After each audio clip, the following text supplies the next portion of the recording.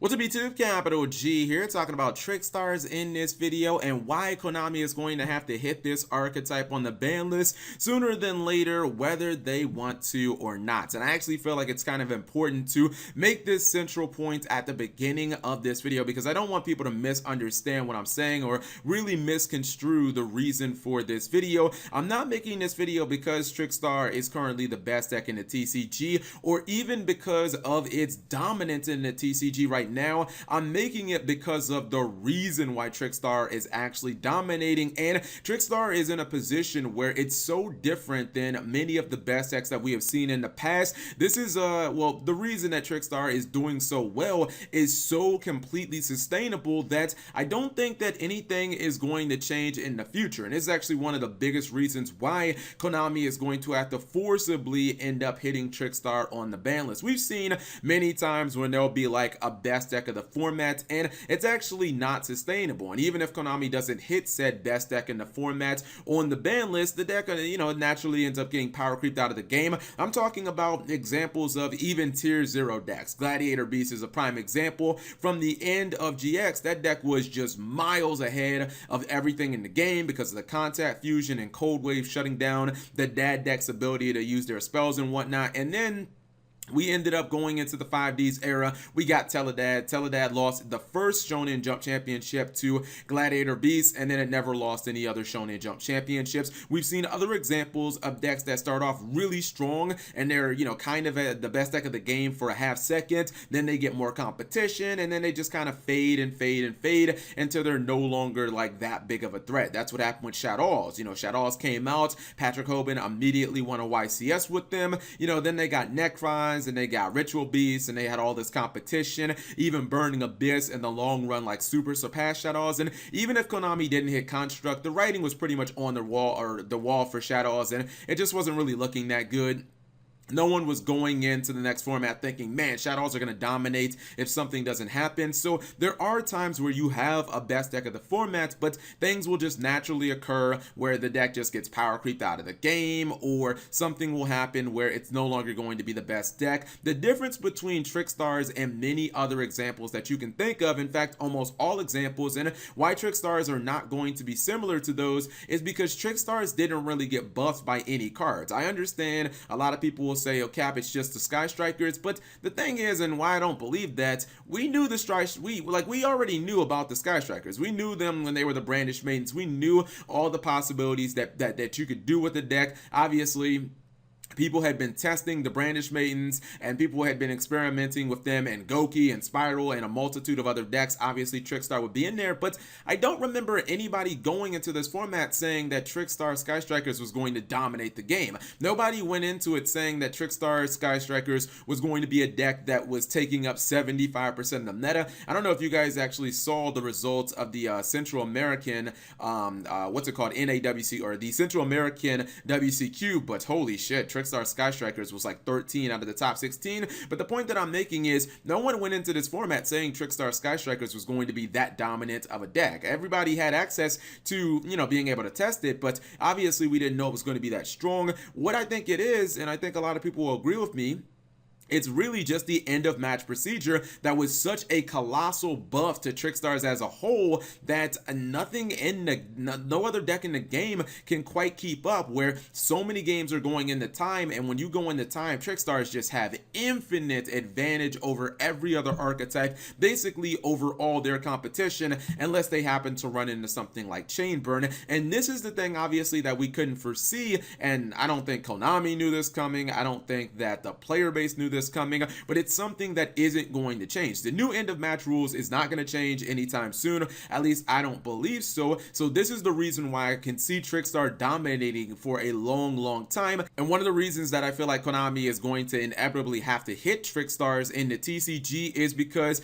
even if they're going to have more powerful archetypes that maybe have, an ability to kind of power creep some of the first Vrains decks out of the game, or to make people just move on to newer decks, unless those decks actually actually just completely warp the meta to where you're not really having games ever go into, the end of match procedure anymore, people are still going to be playing Trickstars because it's going to have such an edge when it comes to end of match procedure, and it's just going to dominate the game from that aspect. Like, yeah, if the games just go, I don't know, maybe 15 minutes, like every single game, these new meta decks from Soul Fusion and whatever the set is after that, they're so fast, they're so powerful that games only last 20 minutes now, then yeah, there will be no reason for Trickstars to continue seeing play. The burn damage won't be that relevant anymore. End of match won't even really be something that you consider when building your deck. But as long as that doesn't change, they're going to have such a drastic edge over every other deck in the game. And we saw a little bit of this when Konami actually went ahead and they preemptively hit Chain Strike. It's like they could see the forest from the trees. They could actually see that, all right,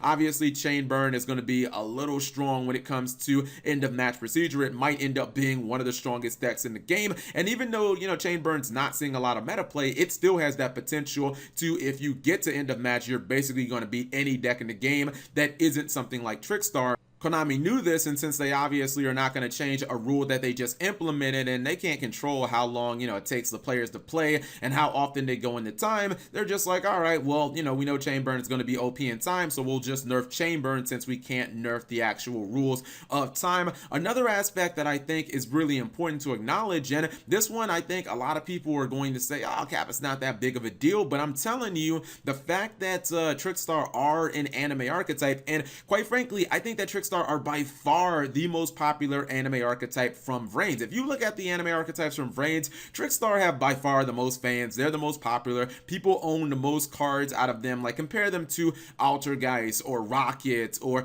something like Goki. Trickstars are just a mile ahead in popularity. Maybe the character Blue Angel, Aoi might not be the most popular character in Vrains, but when it comes to the actual archetypes, I think among competitive and casuals, I think Trickstar is probably the most popular of all the Yu-Gi-Oh! Vrains archetypes. And the thing is, if you haven't been watching Yu-Gi-Oh! Vrains, the character Aoi, who plays Trickstars in the show, she's actually back in the show. She just had a duel. I'm not sure if the duel is still going on against Soul Burner, but I know that she's back in the duel. She's talking about, play me in my new Trickstar deck. And you know what that means? Anytime an anime character is in a duel, it means that, Konami is going to give them new cards to play around with. So I think Konami has to look at it in the sense of, well, if people already can't beat Trickstars, and maybe not in Soul Fusion, but probably the set after Soul Fusion, Konami has like 5, 6, 7 new Trickstar cards playing, then it doesn't really make sense to, think that the players are going to be able to beat the deck after it gets new support,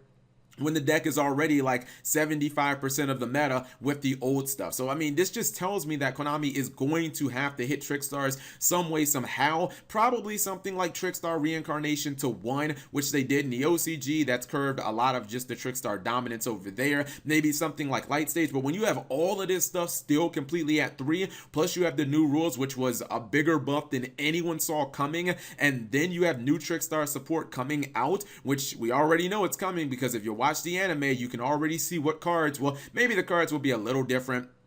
Obviously, we're basing this off the anime effects, but the cards are going to eventually make their way to the TCG. I just don't think Konami can keep this deck in particular at full strength because Trickstars is not a deck that's going to fall off. This is not a situation like Gladiator Beast or other decks in the past. I actually think that this is a situation somewhat like Necroz. I fully believe that if Konami would have never hit Necroz, let's just say somehow, some way, Necroz would have just stayed with all of their cards at 3. I'm talking about the original OG Necroz with Brio and Preparation of Rites at 3.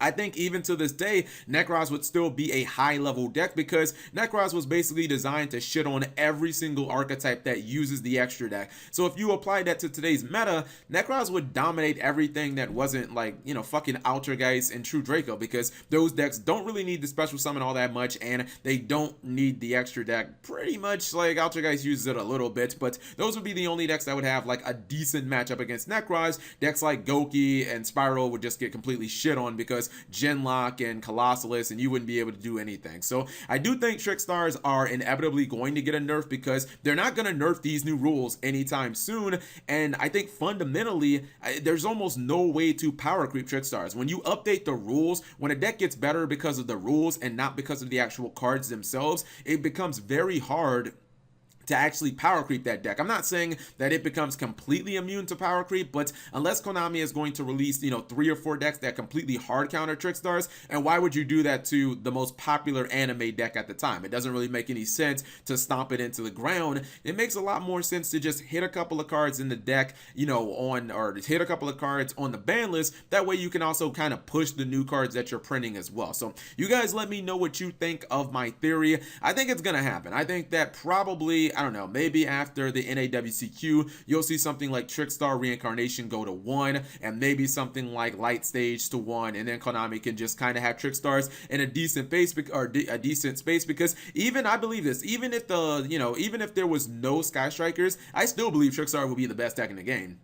Just because of their ability to do burn damage, and because they have so good of a time and so easy of a time winning in end of match procedure. That's why you're still seeing pure Trickstars do extremely well at these YCS events and at these these world qualifiers. You're still seeing Trickstars end up getting top 32 spots even when they're not playing the Sky Striker card. So whatever you guys think, leave it in the comment section below. Thank you guys for watching. As always, subscribe if you have not already, and turn on that notification bell for daily videos.